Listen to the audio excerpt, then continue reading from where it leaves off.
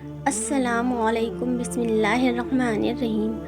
آخر ہونے والی جنگ عظیم میں کتنے کروڑ لوگ مارے جائیں گے؟ دوستو، موجودہ حالات ہمیں دھیرے دھیرے اس جنگ عظیم کی طرف کھینچتے نظر آ رہے ہیں کہ جس کے بارے میں حضور نے فرمایا تھا کہ قیامت سے پہلے ایک ایسی عظیم جنگ ہوگی جس میں ہر طرف لاشیں ہی لاشیں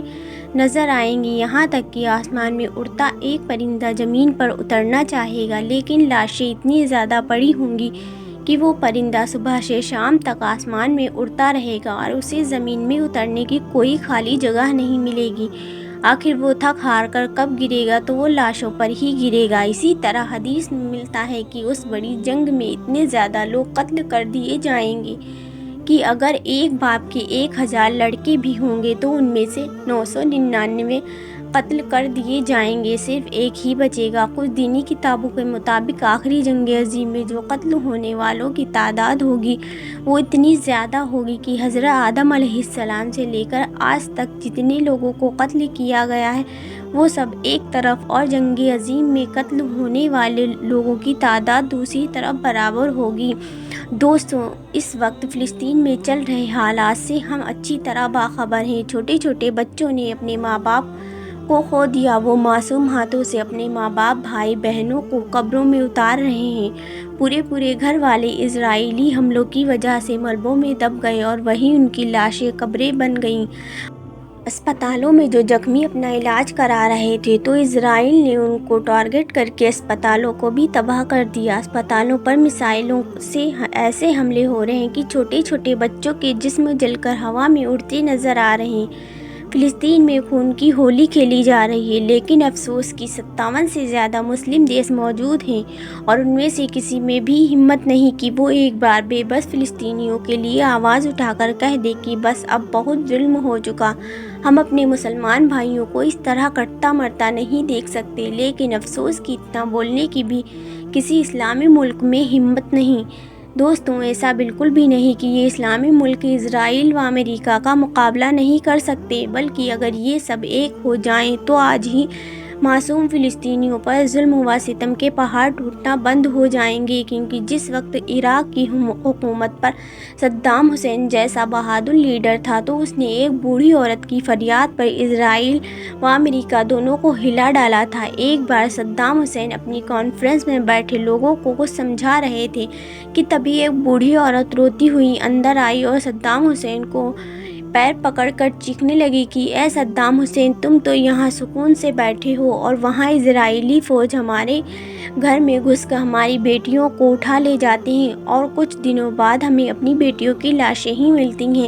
اس بوڑھی عورت کی فریاد پر صدام حسین نے کہا کہ اب میں امریکہ و اسرائیل کا جینا حرام کر دوں گا، اور پھر اسی دن شام کو صدام حسین نے اسرائیل پر ہزاروں میزائل داغے۔ صدام حسین ایسا بہادر لیڈر تھا کہ جس وقت اس نے اسرائیل پر میزائلیں داغی تو کسی بھی ملک میں اس سے اتنا پوچھنے کی ہمت نہ ہو سکی کہ آخر تم نے ایسا کیوں کیا۔ اسی لیے امریکہ و اسرائیل نے اپنے سبھی کاموں کو روک کر سب سے پہلا فیصلہ یہ کیا کہ ہم صدام حسین کو اپنے راستے سے ہٹائیں گے، کیونکہ اس کے رہتے ہم اپنے مقصد میں کبھی کامیاب نہیں ہو سکتے۔ اور آخر انہوں نے سازشیں کر کے صدام حسین پر جھوٹے الزام لگائے اور 30 دسمبر 2006 کو انہیں پھانسی کے پھندے پر چڑھا دیا۔ لیکن آج 57 سے زیادہ مسلم دیشوں میں سے کوئی بھی مسلم لیڈر صدام حسین جیسا ایمانی جذبہ رکھنے والا نظر نہیں آتا۔ سب بزدل بن چکے ہیں، یہاں تک کہ وہ اسرائیل و امریکہ کے خلاف بولتے ہوئے بھی ڈرتے ہیں۔ اس وقت فلسطین و اسرائیل کے بیچ چل رہی جنگ میں اسرائیل نے تو ظلم و ستم کی ساری حدیں پار کر دی ہیں۔ چھوٹے چھوٹے بچوں کے معصوم جسموں کو میزائلیں مار مار کر اڑا دیا گیا ہے۔ اسپتالوں کو ٹارگٹ کر کے ہزاروں لوگوں کو کچھ ہی سیکنڈوں میں موت کے گھاٹ اتار دیا گیا۔ لوگ جس راستے سے دوسرے شہروں کو بھاگ رہے ہیں، اسرائیل انہی راستوں کو ٹارگٹ کر کے میزائلیں داغ رہا ہے۔ اس نے پورے غزہ کو 90% گھروں کو تباہ کر کے کھنڈروں میں بدل دیا ہے۔ لیکن سبھی اسلامی دیش خاموش ہیں، کیونکہ ان کے پاس تو اپنی عیاشیوں کے اڈے کھلے ہوئے ہیں۔ مسلمان مر رہے ہیں تو مرنے دو، انہیں کیا فرق پڑتا ہے۔ یہاں تک کہ ترکی جیسا بڑا اسلامی دیش کی جس کے صدر طیب اردوغان سے مسلمانوں کو ہر مصیبت کے وقت ایک خاص امید لگی رہتی تھی، وہ بھی ان حالات میں خاموش ہو کر فلسطینیوں کو شہید ہوتا دیکھ رہے ہیں۔ ان سب کی طرف سے صرف بیان بازی آ رہی ہے کہ ہم فلسطینی مسلمانوں کی ہی دوا علاج سے پوری مدد کریں گے، لیکن دوستوں، مصیبت کے وقت کمزور کی پہلی ضرورت اسے دشمن کے حملوں سے بچانا ہوتا ہے۔ اس کے لیے دوا علاج کا انتظام کرنا یہ تو بات کی بات ہے، یہ نہیں کہ دشمن کو کھلا چھوڑ دیا جائے کہ تم ہمارے لوگوں پر جتنا چاہو اتنا ظلم اٹھا سکتے ہو، ہم کو اس سے کوئی فرق نہیں پڑتا، بلکہ ہمارا کام تو یہ ہے کہ ہم اپنے لوگوں کی دوا علاج کا پورا انتظام کریں۔ دوستو، اس وقت بیچارے بے بس فلسطینی مسلمانوں کی جو دلوں کی چیر دینے والی ویڈیو ہمارے سامنے آ رہی ہیں، انہیں دیکھ کر تو دل پھٹ جاتا ہے، آنکھوں میں آنسو بھر آتے ہیں۔ کس طرح چھوٹے چھوٹے بچوں کی زندگی کی بھیک مانگ رہے ہیں، ایک ایک بوند پانی کو ترس رہے ہیں، ہر طرف لاشیں ہی لاشیں پڑی ہیں، لیکن ظالم اسرائیل کو ایک بار بھی ان معصوموں پر ترس نہیں آ رہا۔ وہ لوگ تو ایسی ویڈیو دیکھ کر خوشی سے اپنے گھروں میں پارٹیاں منا رہے ہیں اور اسی کو وہ اپنی زندگی کی اصل کامیابی سمجھتے ہیں۔ لیکن دوستوں، ہم سب مسلمان ہیں، ہمارے فلسطینی مسلمان بھائی تو ایسے ہیں کہ جن کی طرف اللہ کے رسول صلی اللہ علیہ وسلم نے اشارہ کر کے فرمایا تھا کہ قیامت تک فلسطین جگہ پر ایک ایسی مسلم قوم آباد رہے گی کہ جو حق کے واسطے لڑے گی، ان کی مخالفت کرنے والا انہیں کوئی نقصان نہیں پہنچا سکتا۔ دوستو، یہ فلسطینی بہادر مسلمان تو ایسے ہیں کہ یہاں کا بچہ بچہ شہادت کو طلب کرتا ہے، ان کے گھر میں آنے والی شادہ موت بالکل پسند نہیں۔ وہ تو میدان کے اصلی بہادر ہیں کہ جو شہادت کو ہی اپنی زندگی کا مقصد سمجھتے ہیں۔ موجودہ دنوں میں فلسطین کی طرف سے ہزاروں ویڈیو میں نے خود دیکھی ہیں، لیکن ان میں ایک بات بڑی کامن تھی کہ اتنی تکلیفوں کے بعد بھی میں نے کسی بھی بچے یا بڑے کو یہ کہتے نہیں سنا کہ میں اللہ سے ان حالات میں ناراض ہوں، بلکہ جتنی بھی ویڈیو دیکھی تو ان میں سے کسی کے سارے گھر والوں کو مار دیا گیا، کوئی اپنے بچوں کی لاشیں اپنی گود میں لیے رو رہا، لیکن جب ان سے پوچھا جاتا کہ آخر تم ان حالات میں کیسا محسوس کر رہے ہو، تو ان کی مبارک زبانوں پر صرف ایک ہی لفظ ہوتا ہے کہ الحمدللہ، ہم ان حالات میں بھی اپنے رب سے راضی ہیں۔ دوستو، ایسا ایمانی جذبہ آس پاس کی تاریخ میں تو کہیں نہیں ملتا، بلکہ ایسی باتیں تو صحابہ کرام کیا کرتے تھے۔ 2 دن پہلے میں نے ایک ویڈیو دیکھی تھی کہ جس میں ایک چھوٹی بچی کے پورے گھر والوں کو شہید کر دیا گیا، لیکن جب ایک رپورٹر نے اس معصوم بچی سے معلوم کیا کہ آخر تمہارے سبھی گھر والوں کے ساتھ تمہارے والد بھی شہید ہو چکے ہیں، تو تم اس وقت کیسا غم محسوس کر رہی ہو، تو اس بچی نے اپنے سینے پر ہاتھ مارتے ہوئے فخر سے کہا کہ میں اس وقت تو خوش ہوں، کیونکہ میں یہ ظالم اسرائیل سمجھتا ہے کہ اس نے میرے والد کو شہید کر دیا، بلکہ ایسا نہیں، وہ تو ساری زندگی اللہ سے شہادت مانگا کرتے تھے، اور آج صبح ہی وہ شہید ہونے کی نیت سے گھر سے باہر نکلے تھے کہ اسرائیل کی ایک میزائل نے آ کر ان کو اپنا نشانہ بنا لیا۔ دوستو، ایسا ایمان رکھنے والے بچے تاریخ میں صرف صحابہ کرام کے ہوا کرتے تھے کہ جہاں حضور صلی اللہ علیہ وسلم کے ساتھ جنگ میں جاتے ہوئے صحابہ کرام کے بچے چھپ چھپا کر مسلمانوں کے لشکر میں شریک ہو جاتے ہیں، اور جب اللہ کے رسول صلی اللہ علیہ وسلم کی ان پر نظر پڑتی اور پوچھتے کہ آخر تمہارا کیا مقصد تھا، تم تو ابھی بچے ہو، تمہیں جنگ میں آنا نہیں چاہیے تھا، تو وہ حضور صلی اللہ علیہ وسلم کو جواب دیتے تھے کہ اے اللہ کے رسول، میں بھی اللہ کا محبوب بننا چاہتا ہوں، میں بھی اپنے اللہ کی راہ میں شہید ہونا چاہتا ہوں، میں اگر گھر میں بچوں کے ساتھ کھیلتا رہتا تو مجھے ایک پل بھی سکون نہ ملتا، بلکہ مجھے آپ کے ساتھ جنگ میں آ کر اللہ کے لیے شہید ہونے میں سکون ملے گا۔ دوستو، صحابہ کرام کے بچوں میں جو ایمانی جذبہ تھا، آج وہی جذبہ فلسطین معصوم بچوں میں نظر آتا ہے۔ دوستو، صحابہ کرام کے بچوں میں جو ایمانی جذبہ تھا، آج وہی جذبہ فلسطین مسلمان بچوں میں نظر آتا ہے۔ 2 دن پہلے میں نے ایک اور فلسطینی بچوں کی ویڈیو دیکھی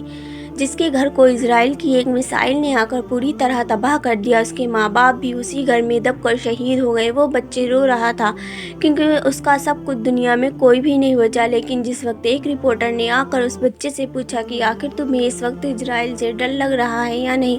تو اس بہادر بچے نے جواب دیا کہ نہیں، کبھی نہیں، مجھے صرف اپنے ماں باپ کی شہادت کا غم ہے، اسی لیے میں رو رہا ہوں، ورنہ میں اپنے اللہ کے علاوہ کسی سے بھی نہیں ڈرتا۔ दोस्तों, इन बच्चों के ऐसे जवाब सुनकर हज़रत इस्माइल अलैहिस्सलाम की कुर्बानी याद आ जाती है कि जिस वक्त हज़रत इब्राहीम अलैहिस्सलाम ने छुरी निकालकर अपने बच्चे हज़रत इस्माइल अलैहिस्सलाम को अल्लाह के लिए ज़बह करना चाहा, तो हज़रत इस्माइल अलैहिस्सलाम भी कहने लगे कि ये मेरे अब्बा जान, आप देर मत करिए, बल्कि जल्दी से मुझे मेरे अल्लाह के लिए कुर्बान कीजिए, क्योंकि मौत की वजह से मैं इस दुनिया से तो जुदा हो जाऊंगा, लेकिन मेरा अल्लाह मुझे इस दुनिया से 1000 गुना ज़्यादा बड़ी जन्नत देगा। मौत की वजह से मैं अपने माँ बाप से तो जुदा हो जाऊंगा, लेकिन मेरा अल्लाह मुझे उसके बदले अपनी ज़ात का कुर्ब अता कर देगा, और मेरा अल्लाह मेरे लिए कायनात की हर चीज़ से बेहतर है। दोस्तों, फ़िलिस्तीन के मुसलमान और वहाँ के बच्चे तो शहादत की अजीम मौत पाकर कामयाब होते जा रहे हैं, लेकिन अब हमारी आजमाइश है कि हम उनके लिए कैसी आवाज़ बनते हैं। जिस वक्त हज़रत इब्राहीम अलैहिस्सलाम को नमरूद ने आग में डाला था, तो एक कबूतर अपनी चोंच में थोड़ा सा पानी लाकर उस आग में डाल देता, तो फरिश्तों ने उससे पूछा कि आखिर तुम्हारे एक बूंद पानी से इस भड़कती आग का क्या भला होगा। तो कबूतर ने जवाब दिया कि मुझे पता है कि मेरे एक बूंद पानी से कुछ नहीं हो सकता, लेकिन क़यामत के दिन जिस वक्त अल्लाह ताला मुझसे पूछेगा कि मेरे दोस्त इब्राहीम को आग में डाला जा रहा था, तो ए कबूतर, तुमने उनको बचाने के लिए क्या किया? तो मैं अपने अल्लाह से कह दूंगा कि मेरे अल्लाह, उस वक्त मेरे बस में सिर्फ एक चोंच भर का पानी था, मैं वही दूर नदी से उठाकर लाता और आग में डाल देता, इसके अलावा मेरे बस में कुछ भी नहीं था। दोस्तों, आज हमारी भी जिम्मेदारी है कि हम जिस हद पर हैं और जैसे भी हैं, तो अपने तौर पर फ़िलिस्तीनी मुसलमानों की मदद करने की पूरी कोशिश करें। इस वक्त हम फ़िलिस्तीनी मुसलमानों की 3 तरह मदद कर सकते हैं। सबसे पहली चीज़, हम उनके लिए अल्लाह से दुआ करें,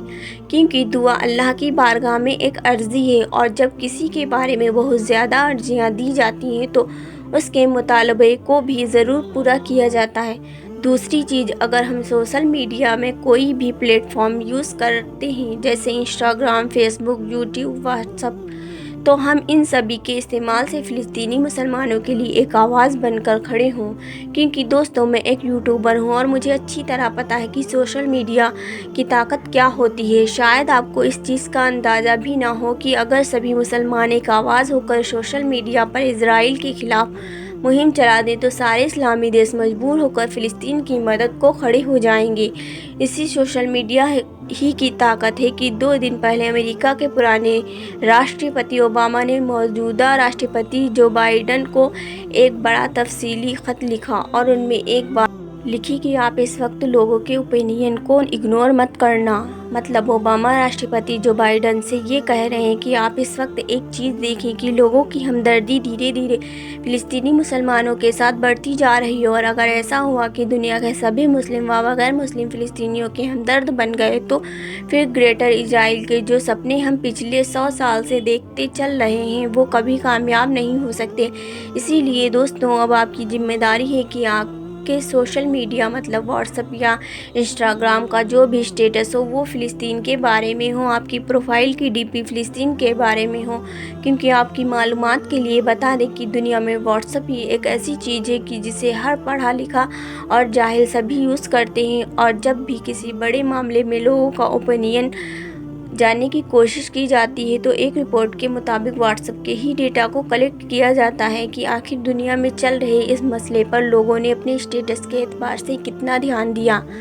लेकिन अफसोस के साथ कहना पड़ रहा है कि हमारे मुसलमान नौजवान इस वक्त हिंदुस्तान में चल रहे मैच व गानों में अपना वक्त बर्बाद कर रहे हैं। उन्हें खबर ही नहीं कि फ़िलिस्तीनी मुसलमानों पर कैसे कैसे जुल्म व सितम के पहाड़ तोड़े जा रहे हैं। और दोस्तों, तीसरी सबसे बड़ी जिम्मेदारी हम पर ये आती है कि हम इजराइल की तरफ से आने वाले सभी प्रोडक्ट का